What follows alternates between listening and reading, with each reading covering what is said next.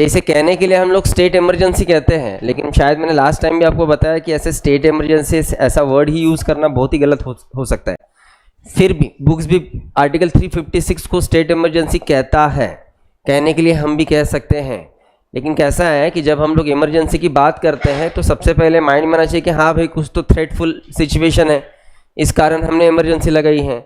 अब जब हम लोग स्टेट इमरजेंसी या फिर प्रेसिडेंशियल रूल लगाते हैं तो उस स्टेट में पहली बात तो ऐसा कोई सिचुएशन नहीं रहता। एक कॉमन पॉइंट माइंड में आपका आ सकता है पढ़ने के पहले, वो ये कि ओके जब नेशनल थ्रेट था तो हमने नेशनल इमरजेंसी लगाई, अब हो सकता है कि कोई स्टेट में एक थ्रेट आ गया है इसलिए हम लोग स्टेट इमरजेंसी या फिर प्रेसिडेंशियल रूल लगा रहे हैं। बिल्कुल कोई लेन देन नहीं है। जिस कारण से हमने नेशनल इमरजेंसी लगाई वो कोई कारण हमें प्रेसिडेंशियल रूल में नहीं दिखता। प्रेसिडेंशियल रूल के जो इफेक्ट्स है उसमें भी आपके फंडामेंटल राइट्स पे कोई इफेक्ट्स नहीं होता है। तो पूरा का पूरा आपका वो नेशनल इमरजेंसी अलग सीन हो गया, प्रेसिडेंशियल रूल कंप्लीटली अलग हो गया। उस सिचुएशन उस कंडीशन को आप इस कंडीशन में नहीं बैठा सकते हो। तो पहले तो हम लोग ये समझते हैं कि किस सिचुएशन में प्रेसिडेंशियल रूल लग सकता है। देखो ना वर्ड में देखो क्या है, जैसे वैसे मैं बोल रहा हूँ कि स्टेट इमरजेंसी ये वर्ड तो यूज ही मत करो, उसको प्रेसिडेंशियल रूल ऐसे ही यूज करो। जब हम लोग रूल की बात करेंगे, जैसे आज महाराष्ट्र की रूल की बात करेंगे, तो महाराष्ट्र में किसका रूल है?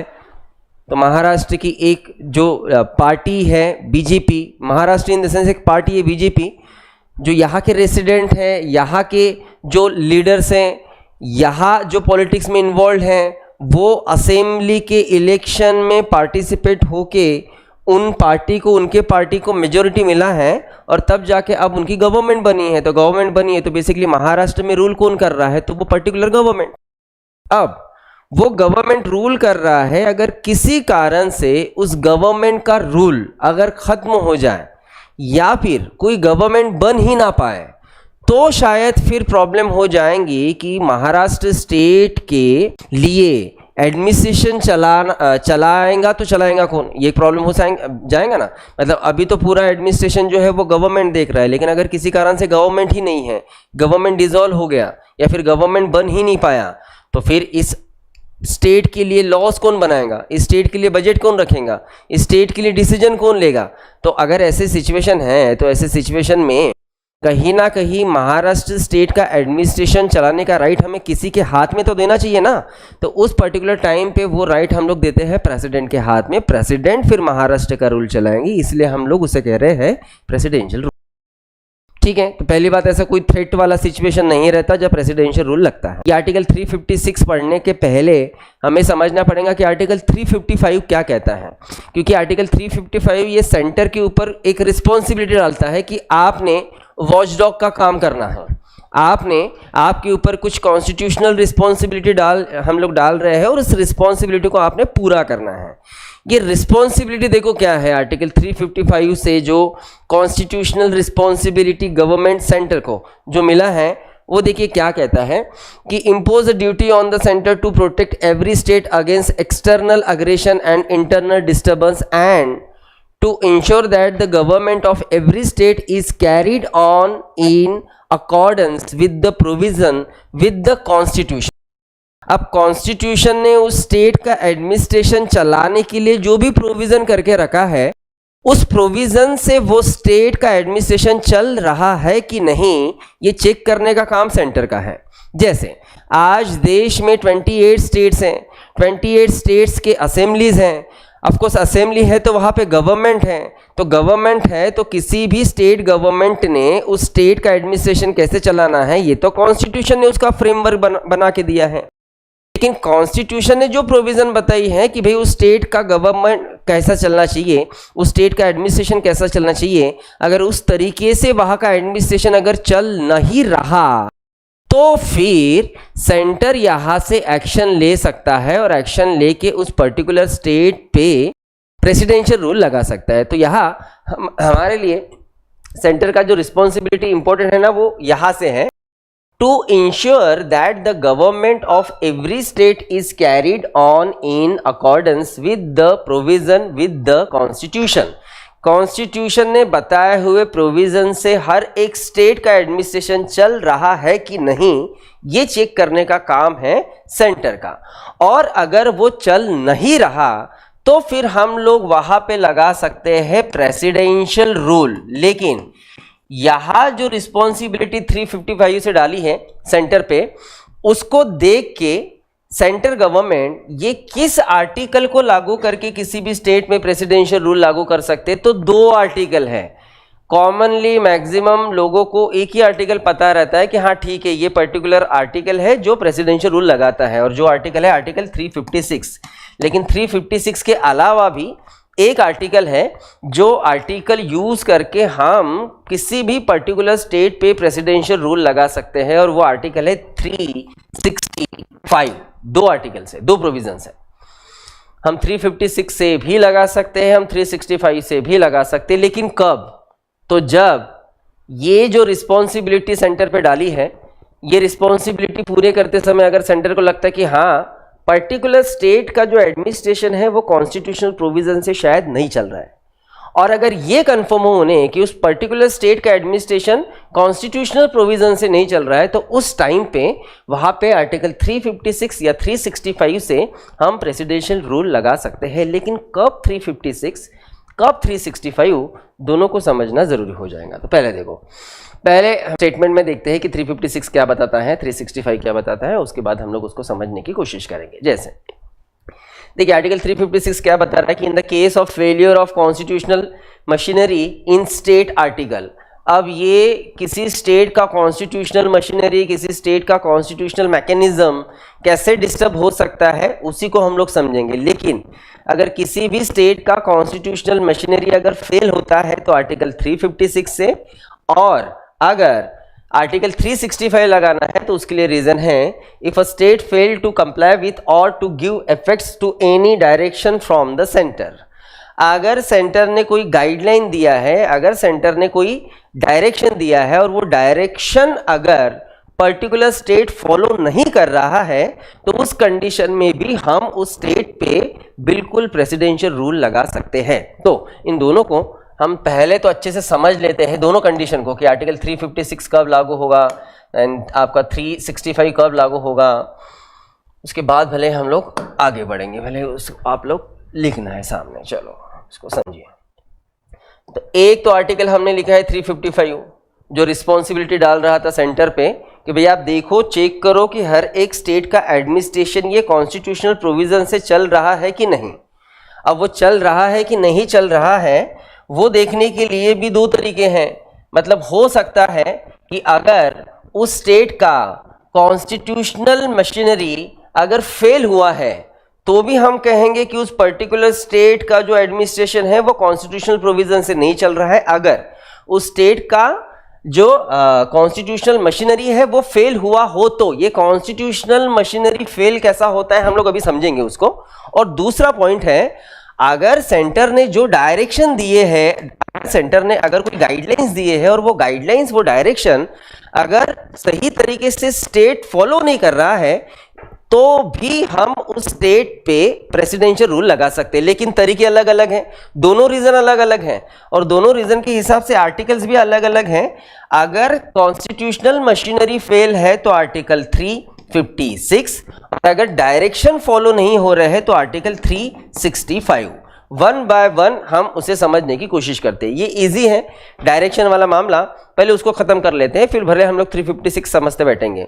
लेकिन फिर से मैं आपको रिपीट कर दूं इस बात को कि मैक्सिमम कैंडिडेट्स को आर्टिकल 356 के बारे में पता रहता है, 365 के बारे में नहीं पता रहता कि अच्छा ये भी है जो प्रेसिडेंशियल रूल लगा सकता है, ये भी है जो स्टेट के पावर्स को सेंटर अपने हाथ में ले सकता है। तो ये दोनों तरीके हम लोग समझने की कोशिश करेंगे। तो सेंटर को रिस्पॉन्सिबिलिटी तो सौंप दी है 355 ने कि आप चेक करो कि सारा चीजें सही चल रही है कि नहीं चल रही है पर्टिकुलर स्टेट में, और अगर नहीं चल रही है तो आपने प्रेसिडेंशियल रूल लगाना है। उसमें आर्टिकल 365 कहता है कि अगर सेंटर ने जो भी डायरेक्शन दिए हैं वो डायरेक्शन अगर फॉलो नहीं हो पा रहे हैं, वो गाइडलाइंस अगर स्टेट फॉलो नहीं कर रहा है, तो उस कंडीशन में हम उस स्टेट पे प्रेसिडेंशियल रूल लगा सकते हैं। अच्छा, प्रेसिडेंशियल रूल लगाना मतलब क्या, पहले उसे समझिए, एकदम सिंपल लैंग्वेज में बता दूं। आज मतलब ठीक है सब कुछ सही चल रहा है महाराष्ट्र में, अगर आज किसी कारण महाराष्ट्र में आज की सिचुएशन में प्रेसिडेंशियल रूल लगना ये असंभव है, लेकिन एग्जाम आज किसी कारण अगर सेंटर ने या फिर प्रेसिडेंट ने प्रेसिडेंशियल रूल महाराष्ट्र पे लगाया तो यहाँ हालात ये हो जाए, हमें हमारे ऊपर कोई इफेक्ट नहीं होने वाला, हमें तो पता भी नहीं चलेगा कि क्या हुआ, हमारे ऊपर कोई इफेक्ट नहीं होने वाला। लेकिन महाराष्ट्र का गवर्नमेंट ये डिसॉल्व हो जाएगा, सीएम और उनके कैबिनेट को कोई पावर्स नहीं रहेंगे, कोई राइट्स नहीं रहेंगे उनके सब्जेक्ट्स या पावर्स को यूज करने का। मतलब अब तक जो सीएम या फिर वहां उनका कैबिनेट यहां पे काम कर रहा था ना, एडमिनिस्ट्रेशन चला रहा था, बिल्स रख रहा था, लॉज बना रहा था, ये कुछ पावर्स हमारे स्टेट कैबिनेट को नहीं रहेंगे, तो ये सारे पावर जाएंगे दिल्ली, और दिल्ली से प्रेसिडेंट उसे चलाएंगे, वहां बैठे बैठे महाराष्ट्र का पूरा एडमिनिस्ट्रेशन। तो ये मोटा माटी इफेक्ट में आपको बताया कि अगर प्रेसिडेंशियल रूल लगता है तो क्या होगा। ठीक है, उस स्टेट का जो कैबिनेट है वो डिसॉल्व होने वाला है और कुछ खास नहीं। अब यहां देख रहे हैं हम लोग कि दो कारण से हम किसी भी स्टेट पे प्रेसिडेंशियल रूल लगा सकते हैं, 356, 365। 356 कब? कॉन्स्टिट्यूशनल मशीनरी अगर फेल हो गई है तो उसे हम लोग बाद में समझेंगे।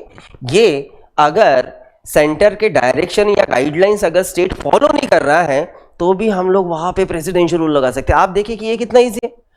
मतलब मामला ये है कि अगर सेंटर ने कोई गाइडलाइन दिया है, सेंटर ने अगर कोई डायरेक्शन दिया है, वो डायरेक्शन स्टेट फॉलो नहीं कर पा रहा है या फिर नहीं कर रहा है या फिर नहीं करना चाहता है, तो हम उस स्टेट पे सीधा सीधा स्टेट इमरजेंसी मतलब ये रूल लगा सकते हैं, प्रेसिडेंशियल रूल। जैसे लास्ट टाइम का एग्जाम्पल मैं दूं आपको, फिर मैं रियल एग्जाम्पल देता हूँ।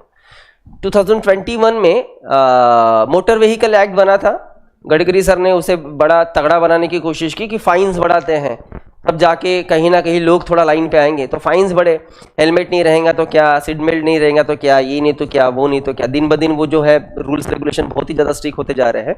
एनीवेज, जब वो बिल पास हुआ और पूरे देश में लागू हुआ, ऑफकोर्स अगर वो दिल्ली में पास हुआ है मतलब पार्लियामेंट में पास हुआ है तो वो तो देश के लिए पास हुआ है। देश के लिए पास हुआ मतलब देश में जम्मू कश्मीर से लेके तो कन्याकुमारी तक वो लॉज जो है वो फॉलो किए जाएंगे। लेकिन वेस्ट बंगाल में टीएमसी मतलब ममता बनर्जी, इन्होंने साफ साफ मना कर दिया कि ऐसा बुरा का जो एक्ट है हम हमारे स्टेट में लागू नहीं होने देंगे, कुछ भी हो जाए, सरकार जो करना है कर ले, हम इस लॉ को वेस्ट बंगाल में नहीं लगाएंगे। तो अब मामला ये है कि वहां से तो दिल्ली से एक डायरेक्शन मिल गया कि भाई ये लॉ रहेगा जो देश भर में लगाया जाएगा, लेकिन अगर स्टेट उसको फॉलो करने से मना कर रहा है तो उस कंडीशन में हम बिल्कुल उस स्टेट पे प्रेसिडेंशियल रूल लगा सकते हैं। ठीक है, अब अच्छे एग्जाम्पल लेते जो रियल एग्जाम्पल हैं, आपको और समझ में आएगा कि सेंटर के डायरेक्शन अगर फॉलो नहीं कर रहा है तो किस तरीके से हम लोग उस स्टेट पे प्रेसिडेंशियल रूल लगा सकते हैं। जैसे एग्जाम्पल लेंगे, ये बात है लगभग 1994 के आसपास की ही बात है, जब 3 स्टेट थे, जिस 3 स्टेट पे एक ही साथ एक ही बार में प्रेसिडेंशियल रूल लगाया गया। एक था मध्य प्रदेश, दूसरा था हिमाचल प्रदेश और तीसरा था राजस्थान। तीनों स्टेट में रूल था बीजेपी का उस टाइम पे। और अगर हम लोग प्रेसिडेंशियल रूल की बात कर रहे हैं तो of course presidential rule president भले लगाएंगे, लेकिन प्रेसिडेंट को उसके लिए गाइडलाइन कौन देगा? कैबिनेट ना। तो कैबिनेट उस टाइम पे अगर हम लोग 94 में देखें तो सेंटर में कैबिनेट किसका था? पीवी नरसिंह राव ये प्राइम मिनिस्टर थे। मतलब यहाँ पे जो कैबिनेट दिख रहा है वो कांग्रेस का दिख रहा है। तो कांग्रेस के गवर्नमेंट ने 3 बीजेपी के स्टेट में जो है वो प्रेसिडेंशियल रूल लगाया। लेकिन रूल लगाया है तो आपको भी कुछ ना कुछ तो रीजन रखना पड़ेगा ना, क्योंकि प्रेसिडेंशियल रूल ये सुप्रीम कोर्ट के जुडिशियल रिव्यू में आता है। अगर विदाउट एनी रीजन या फिर एक कोई पक्का रीजन नहीं है और अगर आपने उस स्टेट पे प्रेसिडेंशियल रूल लगाया, आपको सुप्रीम कोर्ट ले जाया जाएगा, बताना पड़ेगा कि आपने क्यों लगाया है वहां पे प्रेसिडेंशियल रूल। तो ये जुडिशियल रिव्यू में आता है तो रीजन तो रखना पड़ेगा। तो कांग्रेस ने रीजन दिया था कि हमने अभी जो सेक्युलरिज्म के लिए एक अच्छा लॉ लाया है, वो लॉ या फिर सेक्युलरिज्म के प्रिंसिपल्स इन स्टेट्स में फॉलो नहीं हो रहे हैं। तीनों स्टेट में यहां का गवर्नमेंट एक स्पेसिफिक रिलीजन को ज्यादा इंपॉर्टेंस दे रहा है, बाकी रिलीजन को सेकेंडरी मान के सेक्युलरिज्म के प्रिंसिपल्स को तोड़ मरोड़ कर रहा है। ये रीजन सामने रख के ऑफ कोर्स कांग्रेस या फिर जो भी रूलिंग पार्टी है सेंटर में, वो कह रहा है कि सेक्युलरिज्म यहां मेंटेन होगा, ये गाइडलाइन है। और तीनों स्टेट अगर वो गाइडलाइन नहीं मान रहे हैं तो इस रीजन को सामने रख के तीनों स्टेट पे प्रेसिडेंशियल रूल लगाया गया था। इसको रिव्यू किया था सुप्रीम कोर्ट में और सुप्रीम कोर्ट ने कहा कि सेक्युलरिज्म फर्स्ट, नहीं फॉलो हो रहा है प्रेसिडेंशियल रूल लगेगा, बिल्कुल, क्योंकि सेंटर गाइडलाइन दे रहा है कि सेक्युलरिज्म मानना है, आप नहीं कर रहे हो, आप पे रूल लगेगा। तो इन तीनों रूल को वैलिड कहा था, तीनों रूल को, प्रेसिडेंशियल रूल को सुप्रीम कोर्ट ने वैलिड कहा। तो बड़ा साफ है, सेंटर के गाइडलाइंस, सेंटर के डायरेक्शंस अगर स्टेट फॉलो नहीं कर रहे हैं, उस टाइम पे हम 365 का यूज करके, तब 356 नहीं लगेगा, बिल्कुल नहीं, तो 365 का यूज करके हम वहां पे प्रेसिडेंशियल रूल लगाएंगे, ठीक है। और फिर से बता दूं, अब यहां तीनों स्टेट में अगर प्रेसिडेंशियल रूल लगा तो क्या हुआ, तीनों स्टेट के जो बीजेपी के कैबिनेट है वो डिसॉल्व।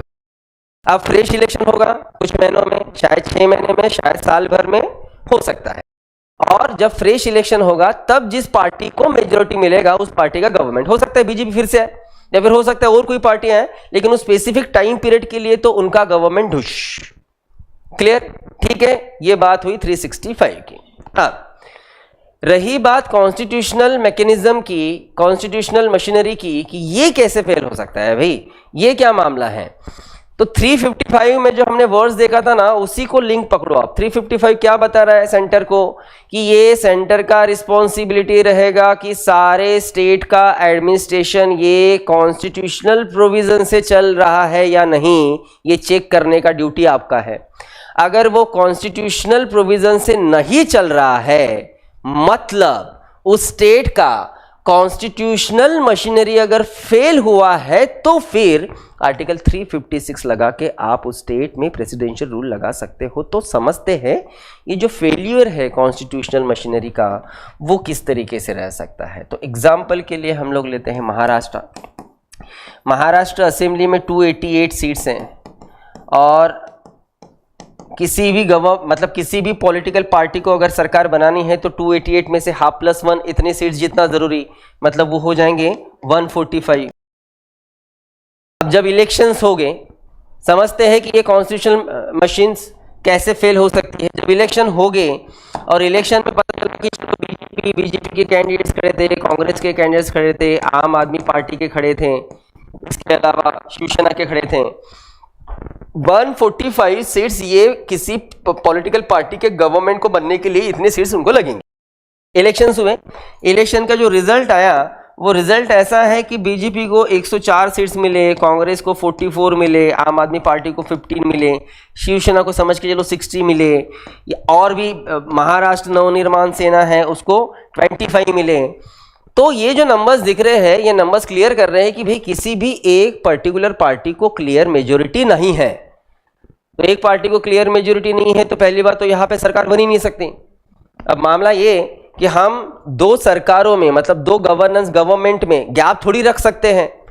भाई यहाँ पिछला गवर्नमेंट जाएगा, बिल्कुल उसी दिन नया गवर्नमेंट आएगा। अरे एडमिनिस्ट्रेशन चलाना है ना, वो स्टेट को हम थोड़ी ना छोड़ देंगे ऐसे ही।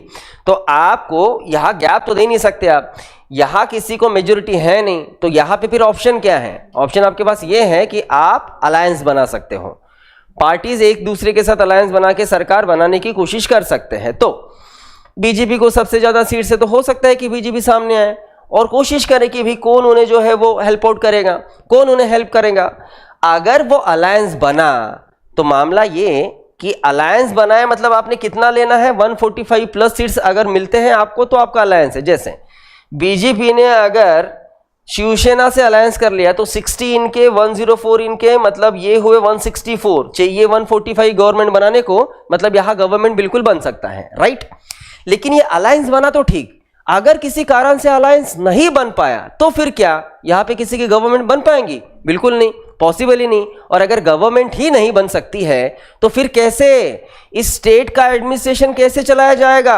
अभी तो हमने देखा है कि आर्टिकल 355 सेंटर को रिस्पॉन्सिबिलिटी डाल रहा है कि आप चेक करो कि हर स्टेट का एडमिनिस्ट्रेशन ये कॉन्स्टिट्यूशनल प्रोविजन से चल रहा है कि नहीं चल रहा है। और कॉन्स्टिट्यूशनल प्रोविजन ये बताता है कि हर स्टेट का गवर्नमेंट ये मेजॉरिटी वाला रहे, या फिर एटलीस्ट अलायंस वाला कोई पार्टी रहे जो अपनी मेजॉरिटी शो करे अपनी सरकार बनाने को। लेकिन अगर यहां पे किसी को भी मेजॉरिटी नहीं मिल रही है, मतलब यहां पे कॉन्स्टिट्यूशनल प्रोविजन से सरकार नहीं आ सकती। और ये कॉन्स्टिट्यूशनल प्रोविजन से सरकार नहीं बन सकती, मतलब इस स्टेट का कॉन्स्टिट्यूशनल मशीनरी फेल हुआ है।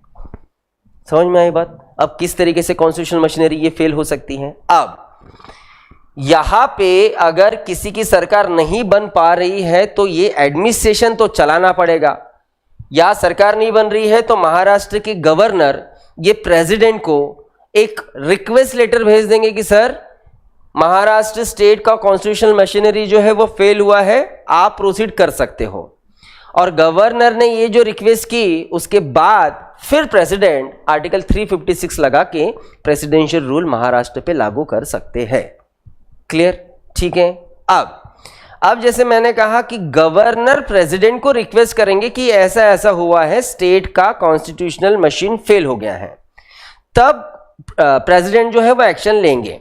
तो गवर्नर ने रिक्वेस्ट किया तो ही ले सकते हैं कि प्रेसिडेंट अपने मन से भी ले सकते हैं? तो ऐसा बिल्कुल कोई कंपल्शन नहीं है कि भाई जब तक गवर्नर का नहीं आता तब तक ऊपर से कोई एक्शन नहीं होगी। नहीं, अगर प्रेसिडेंट इन्हें खुद लग रहा है कि नहीं महाराष्ट्र स्टेट का कॉन्स्टिट्यूशनल मशीन फेल हुआ है, तो भी प्रेसिडेंट एक्शन में आके प्रेसिडेंशियल रूल लागू कर सकते हैं। ठीक है, तो यहाँ रूल इसलिए लागू हो रहा है, सीधा सीधा मामला है, बाप ने बच्चों के लिए 4 दुकानें खोल दी, 4 बच्चे थे, लेकिन एक बच्चा एक शॉप को चलाने के लिए बिल्कुल भी कैपेबल नहीं है। कैपेबल नहीं है तो क्या, चलो बेटा निकलो दुकान से, अब बाप खुद देखेगा दुकान। जब तक तू सुधरता नहीं, जब तक तू दुकान चलाने लायक नहीं होता, तब तक दुकान में नहीं बैठना, मैं खुद बैठूंगा। मामला सीधा सीधा है।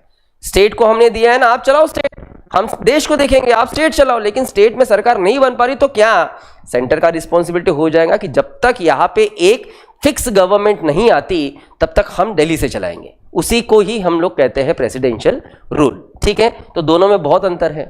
यहाँ डायरेक्शन फॉलो नहीं हो रहा है इसलिए प्रेसिडेंशियल रूल लगाया जा रहा है, यहाँ कॉन्स्टिट्यूशनल मशीन फेल हुआ है इसलिए प्रेसिडेंशियल रूल लगाया है। ये हमने एक तरीका देखा है, और भी इसे हम कुछ ऐड ऑन कर सकते हैं। जैसे एग्जाम्पल लेते हैं, समझ के चलते हैं कि यहाँ पे गवर्नमेंट बनने के पहले ही, मतलब गवर्नमेंट बन ही नहीं पाया इसलिए हमने प्रेसिडेंशियल रूल लगाया ना।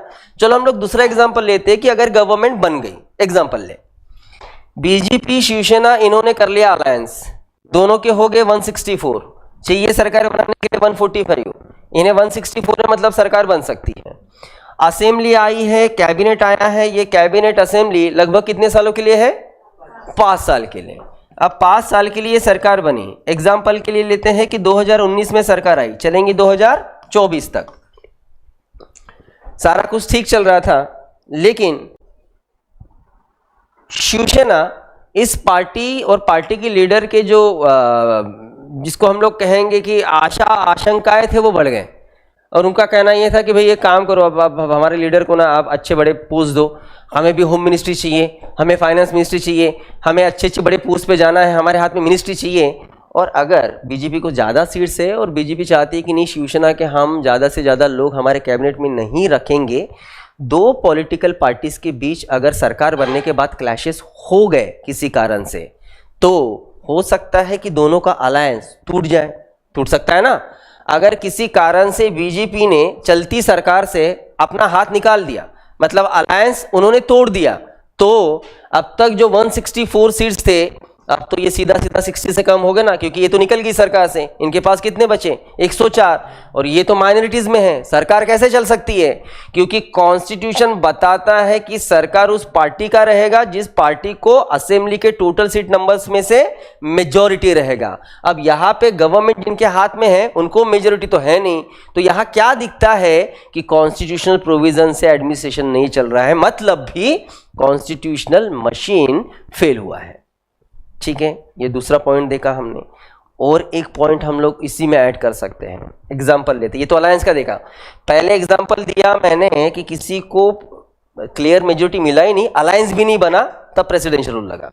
दूसरा एग्जाम्पल हमने लिए कि अलायंस की सरकार बनी, किसी को क्लियर मेजॉरिटी तो नहीं मिला, अलायंस की सरकार बनी लेकिन वो बीच में टूट गई, अलायंस टूट गया, तब भी हम लोग प्रेसिडेंशियल रूल लगा सकते हैं। तीसरा हम लोग एग्जाम्पल लेते हैं कि सीधा सीधा किसी पर्टिकुलर पार्टी को क्लियर मेजॉरिटी मिली है। एग्जांपल लेते हैं कि बीजेपी ने 150 सीट जीत ले, अब जीत ले तो यहां तो मामला क्लियर है, 145 चाहिए, 150 है, सीधा मामला है, यहां पे तो सरकार उन्हीं की बनेगी, उनको किसी को अलायंस में लेने की जरूरत भी नहीं है। लेकिन अब यहां ये एग्जांपल बीजेपी को लागू रहना पॉसिबल नहीं। तो एक काम करते हैं, आप कंफ्यूज ना हो, इसलिए हम लोग बीजेपी को ना लेते हुए कांग्रेस को लेते हैं। समझ के चलो, कांग्रेस को महाराष्ट्र असेंबली की इलेक्शन में 150 सीट्स मिल गए। असंभव है अगले 10 साल तक, लेकिन फिर भी मिल गए। सरकार तो बनेगी भाई, यहाँ आगे मेजोरिटी में। लेकिन ये इतने मेजोरिटी में आए हैं तो मोटा भाई वहां से चुप थोड़ी बैठेंगे। मोटा भाई जानते हैं ना सब कौन है, हाँ, वो तो चुप नहीं बैठेंगे। वो कोशिश करेंगे कि किस तरीके से हम इस पार्टी को तोड़ सके, और इस पार्टी से एटलीस्ट 101, क्योंकि 150 है इसलिए मैंने 101 नंबर लिया है। इसका मीनिंग क्या निकलेगा जब हम लोग 52nd अमेंडमेंट पढ़ेंगे तब समझेंगे आपको, लेकिन याद रखो कि इसका लिंक 52nd अमेंडमेंट से है। 150 कांग्रेस ने जीते हैं, एटलीस्ट 101 मेंबर्स यहां से तोड़ के वो बीजेपी में ले आए। अगर कैसे मैसे वो ऐसा कर सके और 101 लोग निकल के अगर उन्होंने बीजेपी ज्वाइन कर लिया तो यहाँ मेजॉरिटी की गवर्नमेंट एक दिन में ढह जाएंगी, और यहाँ अब सरकार ही नहीं बची हुई, ये तो लोग चले गए, शिफ्ट ही हो गए सीधा बीजेपी में। तो यहाँ पे हमें उस टाइम पे प्रेसिडेंशियल रूल लगाना पड़ेगा। ये अच्छा एग्जाम्पल मैं आपको दूँ, 2017-18 की बात होगी और एमपी की बात है। एमपी में कांग्रेस मेजोरिटी में आ गई और बहुत तगड़ा कंपटीशन हुआ था उस टाइम का, इलेक्शन भी बहुत तगड़ा होता है, एमपी में आ गए। शायद आपको पता होगा कि ज्योतिरादित्य सिंधिया ये बीजेपी के लीडर नहीं थे, ये कांग्रेस के लीडर थे, बड़े लीडर थे। उन्हीं के वजह से कांग्रेस आई भी एमपी। लेकिन वही बात है, दिल्ली से जो चाल खेली गई, 4 दिन में उस पार्टी को तोड़ा गया। और सिंधिया सर जितने सीट जीत के आए थे ना कांग्रेस के, वहां से 2/3 लोगों को उठा के वो सीधा चले गए बीजेपी में। कांग्रेस मरी, उसके बाद फिर प्रेसिडेंशियल रूल लगा और उसके बाद जो इलेक्शन हुए तब बीजेपी सरकार में आई। ठीक है, तो ऐसे कई एग्जाम्पल आपको मिलेंगे कि जहां पे अपोजिशन आया है उसको कैसा तोड़ा जाए और कैसे उन्हें लाया जाए, ये बहुत आम बातें रहती है। तो किसी भी कुछ भी कर लीजिए, अगर किसी भी कारण से कहीं पे भी ऐसा लगता है कि भाई अब सामने इस स्टेट के एडमिनिस्ट्रेशन को हम लोग कैसे चलाएं, जब भी क्वेश्चन मार्क बनेगा, इस स्टेट में लागू हो सकता है प्रेसिडेंशियल रूल। अब क्लियर है? ठीक है, 356 और 365 में क्या अंतर है? चलो अब लिखो आप, उसके बाद फिर हम लोग देखेंगे कि इसका time duration and all that सारी चीज़ें। आम आदमी पार्टी में मोनोपोली चलता है, और ये सबसे बुरी बात है अरविंद केजरीवाल की। वो पार्टी देश की बहुत बड़ी पार्टी बन सकती है अगर लीडरशिप अच्छे से रहा तो। इसके पहले भी आम आदमी पार्टी से बहुत अच्छे अच्छे लीडर गए, न तो ये पार्टी अब तक अच्छा खासा रिजल्ट देती थी। शायद आपको पता होगा, योगेंद्र यादव एक बहुत अच्छे लीडर हैं, बड़े लीडर हैं, पहले से केजरीवाल और पार्टी से थे। लेकिन वही बात है, जब टिकट नहीं मिलती है तो लोग नाराज़ हो जाते हैं, और केजरीवाल का है थोड़ा सा प्रॉब्लम है। अब पार्टी अलग रीज़न बता रही है, पार्टी बोल रही है कि भाई हम जो इन्हें बताते थे, गाइडलाइंस देते थे कि आपने ये बोलना है, ऐसे घेराव करना है बीजेपी का, ये करते नहीं थे चड्ढा। ये पार्टी का कहना है, लायक नहीं है। हाँ, वही पार्टी का ये कहना है कि वो हमारे गाइडलाइन फॉलो नहीं कर रहे हैं, हम उनको बोल रहे कि आप ये बोलो। हाँ, वो पॉइंट्स रख रहे हैं अपनी, मतलब उनके आप कोई भी पॉइंट्स देख लो, उन्होंने बहुत अच्छे अच्छे पॉइंट्स रखा है, मतलब हम जिसे सोच भी नहीं सकते हैं ना, वो पॉइंट्स रखे हो उन्होंने। जैसे ये जो डिलीवरी बॉय वाला पॉइंट होगा, ये क्या रहता वो, हाँ, मतलब 10 मिनट में डिलीवरी मिल जाएंगे और 15 मिनट। ये लोग तो सही में, मतलब दुनिया में सबसे ज़्यादा घाई इन लोगों को रहती है। सिग्नल बिल्कुल फॉलो वॉलो, बिल्कुल कोई लेन देन नहीं रहता उनको, कैसे गाड़ी निकाल के 10 मिनट में पहुंचना है। ऐसा तो उसके लिए भी उन्होंने अच्छा पॉइंट लिया था। लेकिन ठीक है, उनके पॉइंट्स तो अच्छे थे, लेकिन पार्टी का अपना ये है, उनका अपना ये है। और राघव चड्ढा अगर बीजेपी ज्वाइन करते हैं तो और एक बार प्रूफ हो जाएगा कि पॉलिटिक्स में कोई मोरालिटी नहीं रहता है। मतलब आज तक आप सरकार को क्वेश्चन पूछते थे, है ना, अब आपने ज्वाइन कर लिया तो कल चल के आपको सरकार के साइड में रह के जवाब देना पड़ेगा ऐसे ही क्वेश्चन का। है मजे की बात। ठीक है, ये बात है। एक टाइम ऐसा था कि आपके वो जेएनयू वाला जो मुद्दा हुआ था, कौन से कुमार, जेएनयू स्टूडेंट का जो चेयरमैन था, वो प्रेसिडेंट था, अभी कांग्रेस में है। अरे बड़ा फेमस वाला मामला कि ऐसे एलिगेशंस लगे थे ना कि भारत तेरे टुकड़े हो गए, काइंड ऑफ। नाम नहीं याद आ रहा मुझे, वो भी पहले कम्युनिस्ट पार्टी में गए, कम्युनिस्ट पार्टी को छोड़ के फिर कांग्रेस गए। अब कम्युनिस्ट पार्टी और कांग्रेस का आइडियोलॉजी मैच अगर होता तो कम्युनिस्ट पार्टी बनती नहीं, मतलब इतना स्ट्रांग नहीं रहती, कांग्रेस के खिलाफ ही थी कम्युनिस्ट पार्टी। चलो आगे बढ़े। Approval and duration.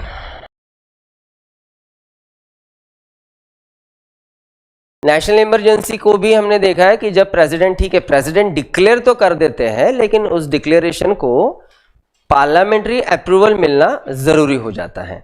तो यहाँ पे भी सेम ही अगर हम लोग देखें तो यहाँ प्रेसिडेंट बस डिक्लेयर कर सकते हैं, लेकिन उस स्टेटमेंट को या फिर उस रूल को सामने पार्लियामेंट का अप्रूवल लेना ज़रूरी है। लेकिन ये अप्रूवल जो पार्लियामेंट देगी या फिर दोनों हाउसेस देंगी, लोकसभा एंड राज्यसभा, तो उसके लिए टाइम ड्यूरेशन क्या। तो नेशनल इमरजेंसी में तो हमने देखा है कि भाई नेशनल इमरजेंसी डिक्लेयर करने के बाद पार्लियामेंट ने 1 महीने के भीतर, राइट, उसे अप्रूव करना ज़रूरी है। मतलब देखा जाए तो ये एक्चुअली ओरिजिनल टाइम पीरियड 2 महीने का ही था, लेकिन 44th अमेंडमेंट ने उसको कम कर दिया, 1 महीना कर दिया। तो यहाँ हम लोग प्रेसिडेंशियल रूल देखें तो प्रेसिडेंशियल रूल में प्रेसिडेंट ने जो डिक्लेरेशन दिया है उस डिक्लेरेशन को पार्लियामेंट ने 2 महीने के भीतर यहाँ अप्रूवल देना जरूरी हो जाता है। अब यहाँ पे 1 महीना वाला कोई काम नहीं है। मतलब देखा जाए तो 44th अमेंडमेंट ने इस प्रोविजन में कोई अमेंड नहीं किया है। मतलब 44th अमेंडमेंट ने ही नेशनल इमरजेंसी का 2 मंथ का 1 मंथ किया था ना, प्रेसिडेंशियल रूल को वैसे ही रहने दिया।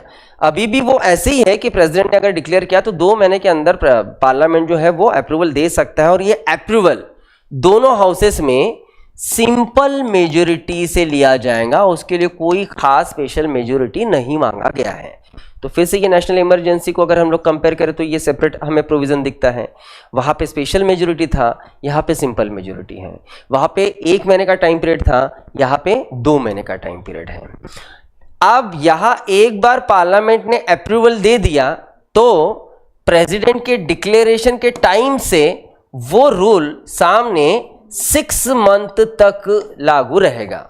तो ये प्रोविजन सेम ही है। नेशनल इमरजेंसी भी 6 मंथ तक रहता था, ये भी 6 महीने तक ही हमें लागू होते हुए दिखता है। अब किसी कारण से सेम कंडीशन, हाँ, जो हमने नेशनल इमरजेंसी में पढ़ा है, प्रेसिडेंट ने यहाँ पे जो डिक्लेरेशन दिया 2 महीने के भीतर पार्लियामेंट का वहां पे अप्रूवल मिलना जरूरी, लेकिन किसी कारण से इस टाइम पीरियड में अगर लोकसभा डिसॉल्व हो तो क्या, याद है वो सिचुएशन?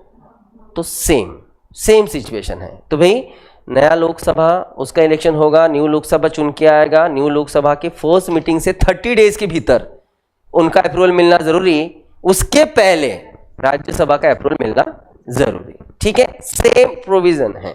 ठीक, चलो 2 ही चीजें अलग हैं, 2 मंथ्स और सिंपल मेजोरिटी।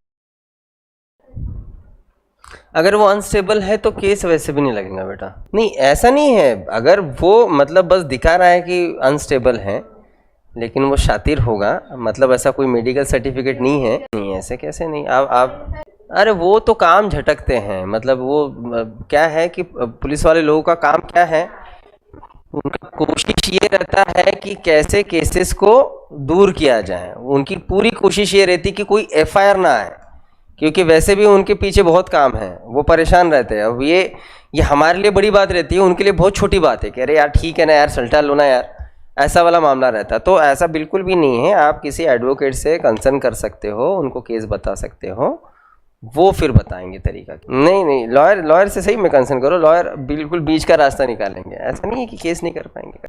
टाइम पीरियड क्या है प्रेसिडेंशियल रूल को लेके? अभी जैसे हमने देखा है कि ठीक है, अगर प्रेसिडेंट ने यहाँ पे रूल डिक्लेयर किया और पार्लियामेंट ने उसे अगर अप्रूवल दे दिया तो वो 6 मंथ तक रहेगा। यहाँ 6 मंथ का पीरियड अगर फिनिश होता है और अगर सेंटर चाहता है कि उस प्रेसिडेंशियल रूल को और एक्सटेंड किया जाए तो वो फिर से एक्सटेंड हो सकता है, कोई प्रॉब्लम नहीं है।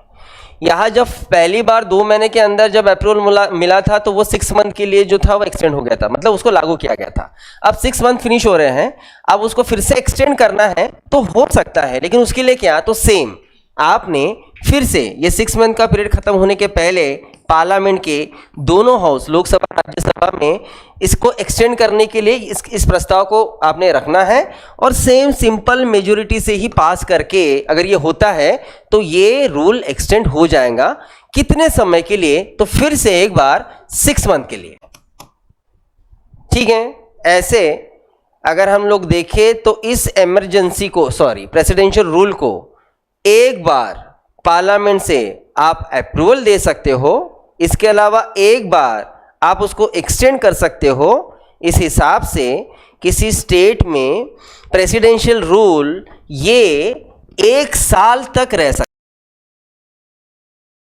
1 साल तक। लेकिन कुछ कंडीशंस अगर अलग हो स्टेट के तो इसी प्रेसिडेंशियल रूल को आगे फिर से 4 बार एक्सटेंड किया जा सकता है। नॉर्मल कंडीशन में 1 साल तक ही रह सकता है, मतलब पहले 6 महीने के लिए, उसके बाद एक्सटेंड करके और 6 महीने के लिए, ऐसे साल भर। लेकिन अगर सिचुएशन नॉर्मल नहीं है, अगर एबनॉर्मल कुछ कंडीशंस है तो लेकिन इस प्रेसिडेंशियल रूल को उस स्टेट में फिर से 4 बार एक्सटेंशन मिल सकता है। और 4 बार मतलब 6-6 महीने के लिए, मतलब 1 साल पहले का, उसके बाद फिर से 2 साल, मतलब ज्यादा से ज्यादा आप किसी भी स्टेट में किसी भी प्रेसिडेंशियल रूल को 3 साल तक रख सकते हो। 3 साल के ऊपर किसी स्टेट में प्रेसिडेंशियल रूल ना ही चल सकता। ठीक है, पहली बात। नॉर्मल कंडीशन 1 साल, अगर कंडीशंस नॉर्मल नहीं है तो सामने बढ़ सकता है मैक्स टू मैक्स 3 साल। वो भी समझना जरूरी कि कंडीशंस नॉर्मल नहीं है, मतलब ऐसे क्या कंडीशंस है कि नॉर्मल नहीं है? क्योंकि आप देखो ना, मतलब ऐसा कोई थ्रेट वाला सिचुएशन तो है नहीं कि आप 3-3 साल तक वहां पे प्रेसिडेंशियल रूल लगा रहे हो। हमने किस सिचुएशन में देखा कि प्रेसिडेंशियल रूल लग रहा है? भाई अगर वहां पे किसी की गवर्नमेंट नहीं बन रही है तो आप प्रेसिडेंशियल रूल लगा रहे हो, तो ये सिचुएशन तो 6 मंथ के अंदर ही आप क्लियर कर सकते हो। आप फिर से इलेक्शन ले लो, 6 महीने में क्लियर हो जाएगा।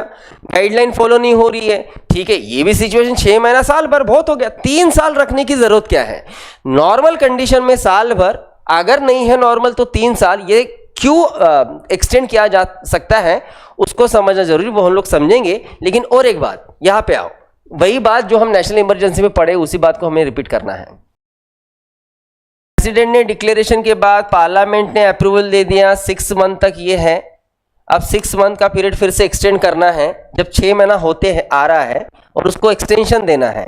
एक्सटेंशन के पहले अगर किसी कारण से लोकसभा डिसॉल्व हुआ हो तो क्या? तो सेम बताने की जरूरत नहीं है ना। नया लोकसभा आएगा, उनका फर्स्ट मीटिंग से लेकर 30 डेज के अंदर उनका अप्रूवल, उसके पहले राज्यसभा का अप्रूवल मिलना जरूरी। लेकिन ये जो टाइम पीरियड 1 साल का, उसको जो फिर से 2 साल तक एक्सटेंड किया जा रहा है, तो ये किस कंडीशन में? तो इसे समझो, ये एक्सटेंशन 1 साल के ऊपर 2 ही कंडीशन में रह सकता है, 2 ही कंडीशन में रह सकता है, 2 ही कंडीशन में, तीसरा और कोई कंडीशन नहीं है। अब ये 2 कंडीशन क्या है, उसमें एक एक कंडीशन हम लोग समझते हैं। फर्स्ट कंडीशन, एग्जाम्पल लेंगे, अगर महाराष्ट्र स्टेट में 2025 को 1 जनवरी को अगर प्रेसिडेंशियल रूल लगा, तो ये प्रेसिडेंशियल रूल चल के 31 दिसंबर 2025 तक चल सकता था, उसके सामने नहीं चल सकता था। लेकिन इसके बावजूद भी हमें 1 जनवरी से लेके 2026 से हमें उसको एक्सटेंड करना है, सामने ले जाना है। तो किस कंडीशन में? तो 2 कंडीशन में। उसमें से पहला कंडीशन समझ लो। पहला कंडीशन, अगर जब इस स्टेट में जब इस स्टेट में प्रेसिडेंशियल रूल चल रहा है, 1 साल खत्म होते आ रहा है, अगर सेम टाइम पे पूरे कंट्री पे या कंट्री के किसी भी पर्टिकुलर एरिया पे अगर नेशनल इमरजेंसी चल रहा हो, तो फिर इस स्टेट का प्रेसिडेंशियल रूल 1 साल से भी ज्यादा टाइम पीरियड के लिए एक्सटेंड किया जा सकता है। मतलब यह देश थ्रेट में है और इनके लिए क्या इलेक्शन अरेंज करें? नहीं करेंगे। उस टाइम पे 1 साल से ज्यादा हम लोग एक्सटेंड कर सकते हैं। क्लियर ये पॉइंट? ठीक है। दूसरा रीजन, अगर अच्छा प्रेसिडेंशियल रूल हटाना मतलब क्या करना है? इलेक्शंस लेना, और क्या करना है? क्योंकि हमने तो कैबिनेट डिसॉल्व करके रखी है ना, असेंबली डिसॉल्व करके रखी है। तो बेसिकली हम लोग जब तक इलेक्शन नहीं लेंगे तब तक नया सरकार बनेगा नहीं। सरकार बन गया, प्रेसिडेंशियल रूल हट गया, ऐसा ही होगा ना। तो दूसरा कंडीशन देखो क्या, अगर खुद इलेक्शन कमीशन डिक्लेयर कर रहा है कि उस स्टेट में अभी इस सिचुएशन में इलेक्शन लेना संभव नहीं है, हम इलेक्शंस कंडक्ट नहीं कर सकते, उन्होंने ही अगर हाथ खड़े कर दिए तो इलेक्शंस होंगे कैसे, और अगर इलेक्शंस होंगे नहीं तो प्रेसिडेंशियल रूल हटेगा कैसे। तो तब भी अगर इलेक्शन कमीशन ये डिक्लेयर करता है कि हम उस पर्टिकुलर स्टेट में इलेक्शन नहीं ले सकते, उस टाइम पीरियड पे भी ये 1 साल से ज़्यादा टाइम के लिए एक्सटेंड किया जा सकता है, लेकिन मैक्स टू मैक्स 3 साल। ठीक है, दोनों कंडीशन समझ में आया, क्लियर। अब और एक बात, फिर भले बाद में आप अच्छे से लिखते बैठो, भले हम लोग कह रहे हैं किसी भी स्टेट में 1 साल के लिए एबनॉर्मल कंडीशंस हो तो 3 साल के लिए, उससे ज़्यादा नहीं और रह भी नहीं सकता। लेकिन एक स्टेट एक्सेप्शनल है, जिस स्टेट में 3 साल से ज़्यादा टाइम के लिए नेशनल इमरजेंसी चला, और 3 साल के ज़्यादा टाइम के लिए तो कितने साल के लिए, तो 5 साल। आप सोचो 5 साल में तो असेंबली का एक टर्म निकल जाता है। 5 साल एक स्टेट पे नेशनल इमरजेंसी चला है देश में, और वो स्टेट है पंजाब। पंजाब ये शायद 1988 को लगा होगा, जो 1993 तक चला था, ऐसा जितना मुझे याद आ रहा है। लेकिन ये तो फिर रूल के बाहर जा रहे हैं हम लोग। अगर कॉन्स्टिट्यूशन खुद कह रहा है भाई कि किसी स्टेट में 3 साल से ऊपर नहीं रह सकता, 1 साल के ऊपर ही नहीं रह सकता, चलो ले जाके 3 साल तक ले जा सकते, उसके ऊपर नहीं ले जा सकते, लेकिन फिर भी पंजाब में 5 साल कैसे, तो उसके लिए बकायदा एक कॉन्स्टिट्यूशनल अमेंडमेंट करना पड़ा हमें। अमेंडमेंट करके हमने उसको एक्सटेंड किया। उसके लिए अमेंडमेंट हुआ था 68 नंबर का, और ये अमेंडमेंट करके सिर्फ ये प्रोविजन पंजाब के लिए, भाई ये अमेंडमेंट कर रहे हैं हम लोग, हम जो 3 साल का रूल जो है वो पंजाब के लिए हम उसको एक्सटेंड कर रहे हैं। तो ये 68 अमेंडमेंट पंजाब के प्रेसिडेंशियल रूल को बढ़ाने के लिए था। ठीक है, यही एक एक्सेप्शनल स्टेट है, बाकी किसी भी स्टेट में नेशनल इमरजेंसी ये 3 साल के ऊपर नहीं चला। आप कश्मीर का ही देख लो ना, जम्मू कश्मीर में लास्ट टाइम जब लगा था 125th टाइम लगा था जम्मू कश्मीर पे प्रेसिडेंशियल रूल, तो कौन से साल में, 2016। तो 16 में लगा तो 2019 में 3 साल हो रहे हैं, हो गए। अब 3 साल के बियॉन्ड आप नहीं ले जा सकते। तो हमने फिर क्या किया, उसको एक्सटेंड तो हमने किया ही नहीं।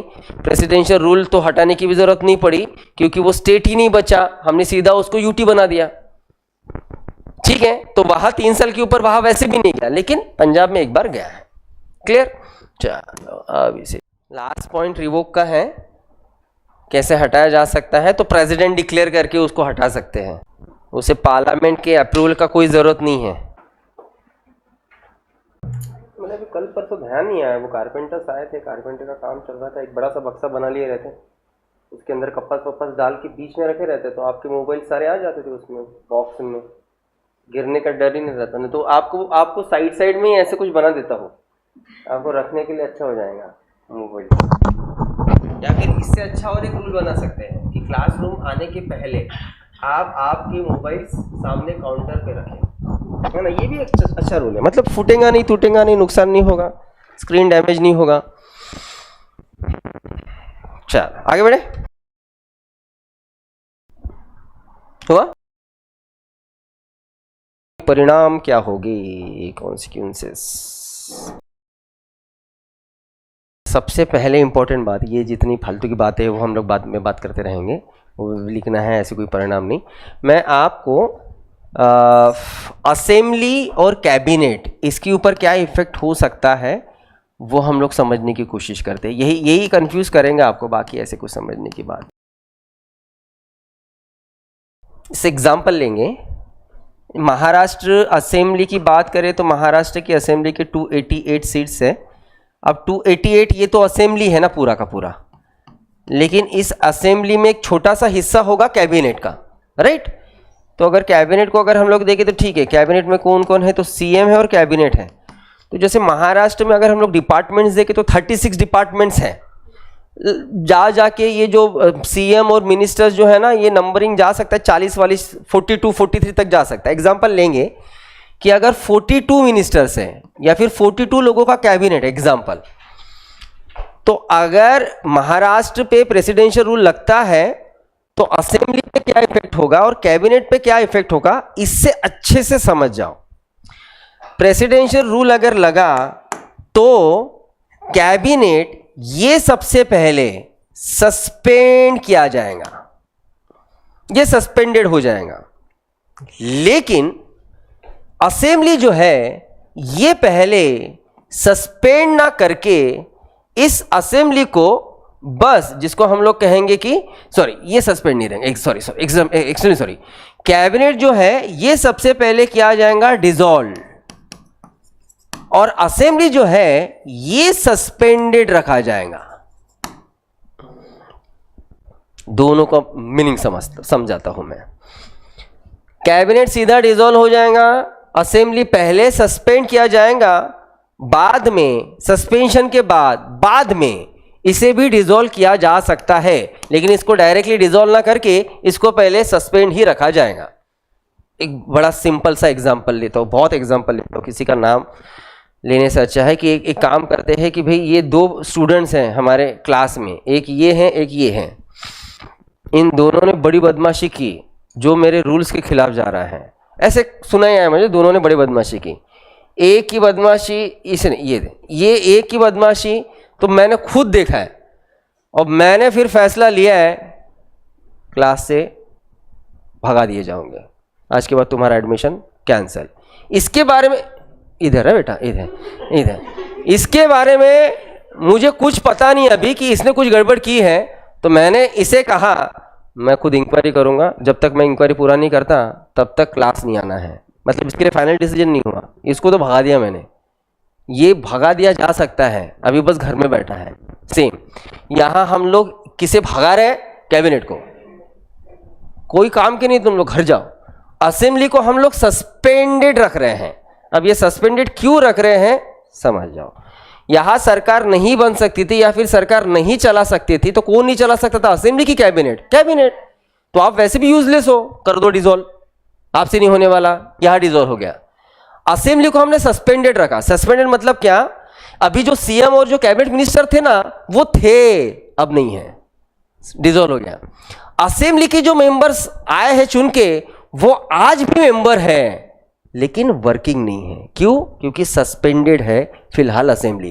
क्यों सस्पेंडेड रखा हमने? तो हम इसको सस्पेंडेड रख के चेक कर सकते हैं कि एटलीस्ट ये जिस पार्टी का कैबिनेट था उनका सरकार तो नहीं बन सकता है, लेकिन असेंबली में और भी तो पार्टीज है, कोशिश तो करते हैं कि उनका अलायंस बन सकता है क्या।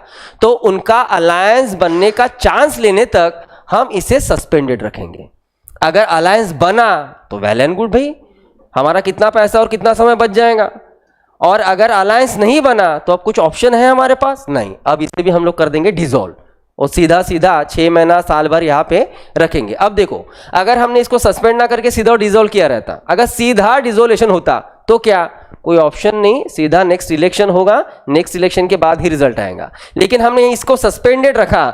ऑप्शन तो है कुछ 15-20 दिनों में कि कोई पार्टीज एक साथ आके अलायंस बना के सरकार बना सके। अगर बन गया तो हमें इलेक्शन लेने की जरूरत नहीं पड़ेगी, साल भर के लिए प्रेसिडेंशियल रूल चलाने के लिए भी जरूरत नहीं पड़ेगी। इसीलिए पहले कैबिनेट डिसॉल्व होगा, असेंबली पहले सस्पेंडेड, बाद में डिसॉल्व होगा। क्लियर? पहले ये 2 पॉइंट्स को आप ऐड ऑन कीजिए। बाकी तो ठीक है, नॉर्मल है सारी चीजें। जैसे first point, the parliament can delegate the powers to make laws for the state to the president. ये कितना सिंपल है, आप सोचो।